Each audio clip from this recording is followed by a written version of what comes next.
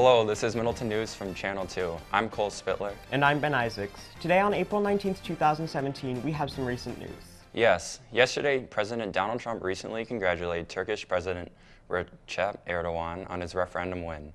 The victory Erdogan claimed will grant him new powers such as the removal of the Prime Minister and the abilities to appoint senior leaders, make budgetary decisions, and issue emergency decrees.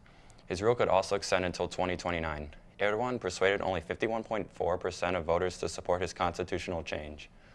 Supporters of him say replacing the parliamentary system with an executive presidency will modernize the country. Trump joins a short list of leaders that have congratulated Erdogan that only include the president of Azerbaijan and the king of Saudi Arabia. Now, that wasn't all that happened. Not even a year after entering Parliament, British Prime Minister Theresa May has decided to propose bringing forward the general election from the scheduled date in 2020 to the 8th of June this year. Anne Squires is there live outside 10 Downing Street in London to report up close. Thanks, Ben. Theresa May's motive for this decision is to strengthen the British government during the process of Brexit, which will take place over the next year.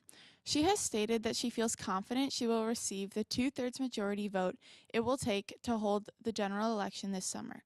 With a conservative-leaning population in modern Britain, it is likely that the general elections will result in a more solidly conservative leadership for Britain as it negotiates the way out of the European Union. Back to you from the UK to the US.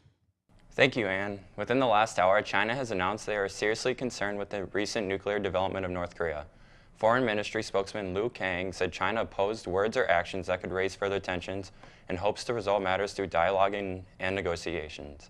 In the heated rhetoric between both sides, U.S. Vice President Mike Pence, who has been visiting the region, said the U.S. era of strategic patience with Pyongyang is over. Pyongyang has warned that they will test nuclear missiles on a weekly basis and they will react with all-out war if the U.S. military takes any action. On the more positive side, a runner previously kicked out of the Boston Marathon is back. 50 years ago, Catherine Switzer, at age 20, was the first woman to run in the Boston Marathon. This story was most famously known for her attack from a race official trying to force her to end her run.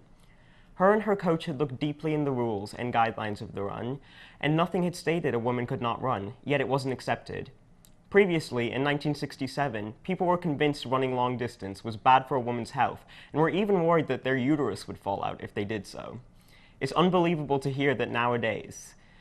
Now, at the age of 70, she's come back to race with the same bib number, 261, yet she'll be able to finish her race and run with men and women without being ashamed for it. And that's our news for today. Thanks for watching and have a wonderful day. Bye. Bye.